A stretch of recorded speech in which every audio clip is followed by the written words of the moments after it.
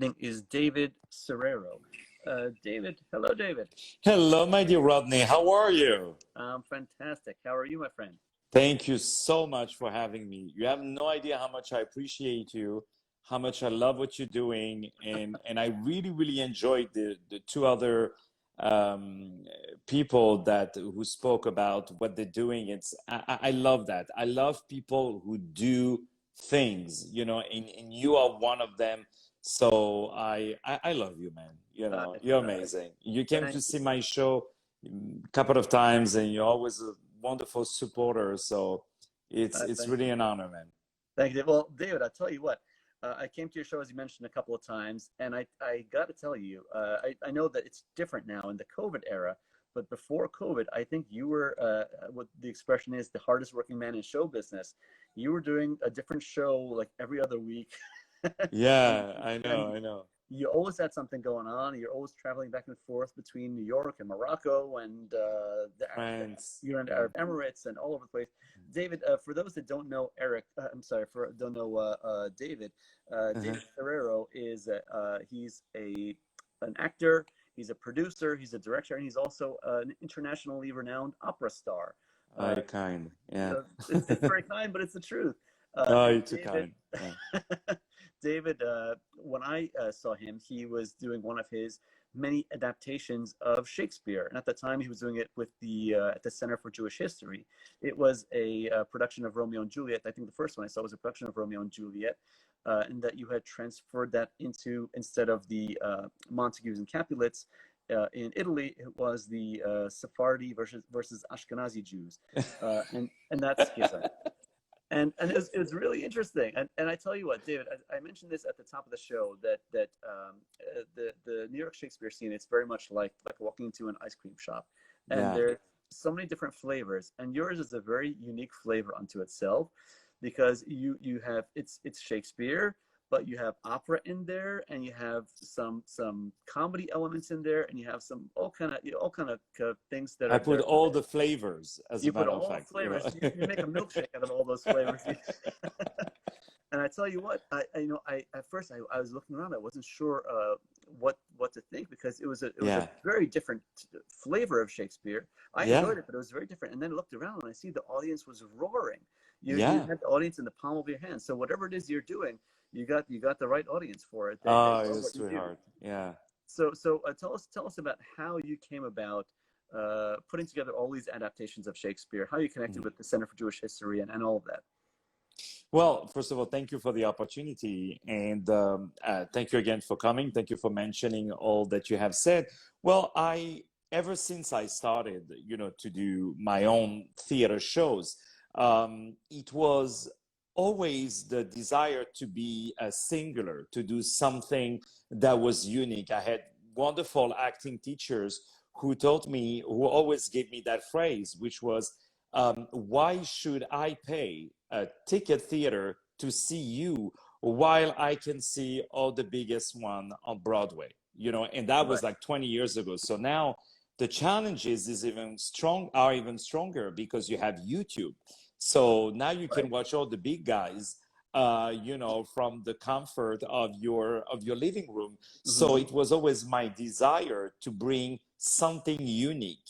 So I always say, don't be like anybody else, be unique. So I did, of course, all the very classical thing, all the pure thing, in opera, in classical theater. I did the thing very military, very strict, classical, Hmm. which I really enjoyed. And Hmm. then when I started to do my own shows, I wanted to make them a little bit more personal, and I did adaptation with always a little twist. So Right. so I did, so many, I cannot even remember how many. I do about, a dozen of off-Broadway productions per season. So times 20 years, of course, I started back in my native Paris, but then after that particular relationship with the Center for Jewish History is really technically only the walls. It's a bunch of organizations that are combined become the Center for Jewish History. So it was mostly with the American Sephardi Federation, with my dear friends over there. And I said, look, it started with the Merchant of Venice. And as always, I've been very lucky and grateful to have venues who gave me the keys of the houses. They say, we love what you're doing. We know that you're going to make 200% of what is humanly and physically possible to bring the best artistic results, but also the best financial results, and also to have the house packed, Right. and to give audience satisfaction. I think always what's the best from the perspective of the audience satisfaction. This has always been my priority. And that's what I was saying. You really read the audience and what they wanted. You gave them exactly what they wanted and more. They were Exactly. roaring. They loved it.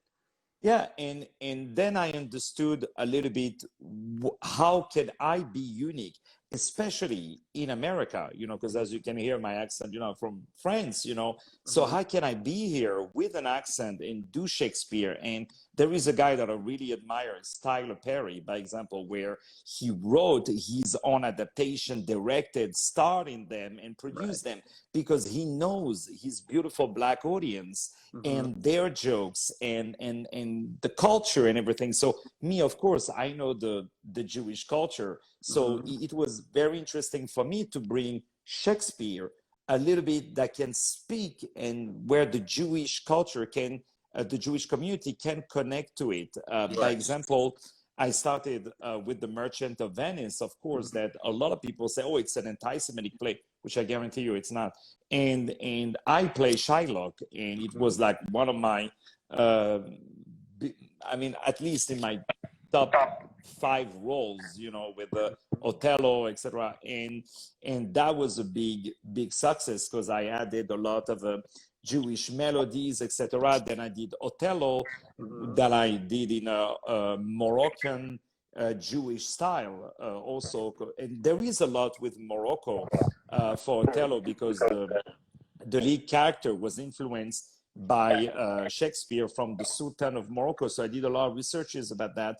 And, that Romeo and Juliet also to bring some sort of a comedy into it. And of course, with the center, we have many other projects, which unfortunately are a little bit cut due to the COVID. But that's definitely, like a Hamlet in a Jewish style, which would be Chaimlet,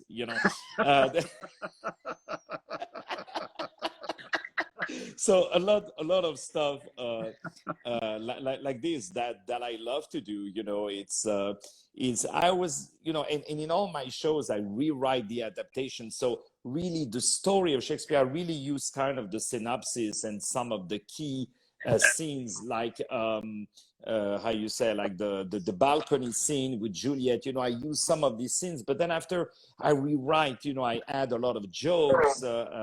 I add songs of the Jewish music, etc. And by example, for Romeo and Juliet, I end up with Ariana Grande. Thank you next.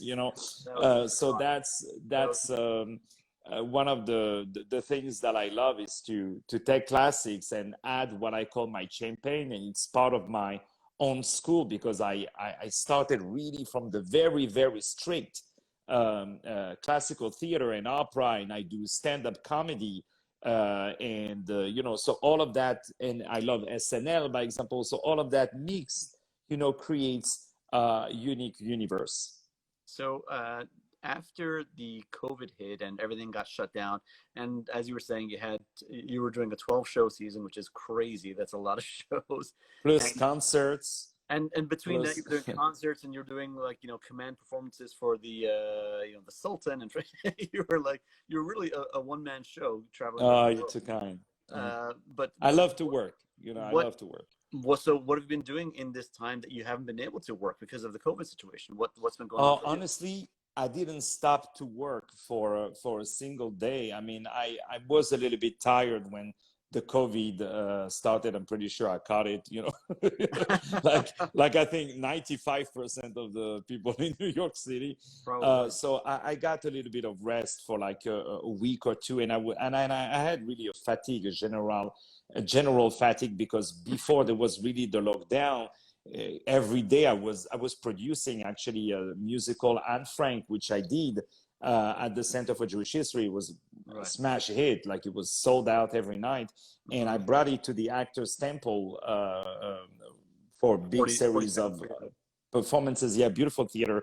I say Right. hello to my friends there, and then what happened is that I had to shut down the show 2 hours before the very first premiere. Oh, You know, goodness. so I mean, I'm lucky I live a block away from the theater. Right. But it was really, emotionally a little bit tough. So I was happy. And at the beginning, we didn't know. We thought it was shot for 2 weeks. We didn't know, Right. Who knew it was we're going to going be for like a 4 or year 5 and a half, months? Right. perhaps, I don't know. But Right. so I took some rest, and then I always had a lot of projects that I didn't have time to finish. I wrote a lot of books, a lot of plays that I didn't have time to finish. I had maybe about 30 different plays that are published, but there were a lot of new ones that I didn't have time to finish, and books and recordings and all this kind of stuff. So I was very, very happy to finish them. I see you even Sure. put one of my new stuff, Scarface, Right. which I Scarface. was able to also bring a little bit more forward. And I did a partnership also with Amazon, where I was able to bring some of my shows, the videos, to bring them on Amazon Prime on their platform. That's amazing. So yeah, so of course, originally these shows, they were filmed with 1, 2 cameras. We didn't know that, there would be all that streaming theater and all this stuff. So um, but definitely for the future production, I would definitely invest into a stronger filming, Okay. because we know that now it's a big secondary market as a Right. producer, Right. uh, to bring the shows, and also it reaches out to more people with Amazon Prime. I have, like thousands of unique stream per day, Wow. which is really amazing. And now I'm opening with the Amazon in Germany and in Japan. So it's amazing that people are excited to watch my Shakespeare adaptation with the Jewish twist in New York City, done by a French Moroccan Jew. You know what I Okay. mean? Right. Who brings opera, who brings burlesque, who brings stand-up comedy, who brings classical theater, and someone is in Japan and watches all of that. That's the beauty of Shakespeare. I think that's amazing, and that's something I was talking about in the beginning of the show. Is that it's this situation, even though it's been very difficult and very it's a strain for a lot of people. It's also caused this incredible burst of creativity and finding new ways to channel this creative energy.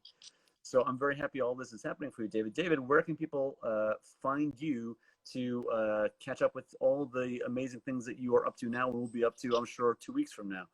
Yeah, absolutely. Well, I have now a Scarface, which is a musical about Al Capone, which I arrange with a modern twist, and I really feel the character of Al Capone is like Othello. He's a very strong Shakespearean role. So I took jazz standards and I adapted them with hip hop, and we have some singles that are already released. So I'm working on that, and people can follow it, of course, on Instagram, David Serero, on Twitter, David Serero, and my Facebook page, David Serero Opera, where there is my they call it personal individual one, but me, I'm open to anybody. It's just David Serero. People can call me and I tell them. All right, David. It's so nice catching up with you, David. I wish you all the best, and we'll keep in touch. I hope to see you. Anytime, my dear brother. Thank you so much for the opportunity. Congrats for all you're doing. Thank you for the support. Thank you, my friend. Good stuff. Thank you. Bye-bye. Okay, so that was opera and theater, and now Amazon star David Serero.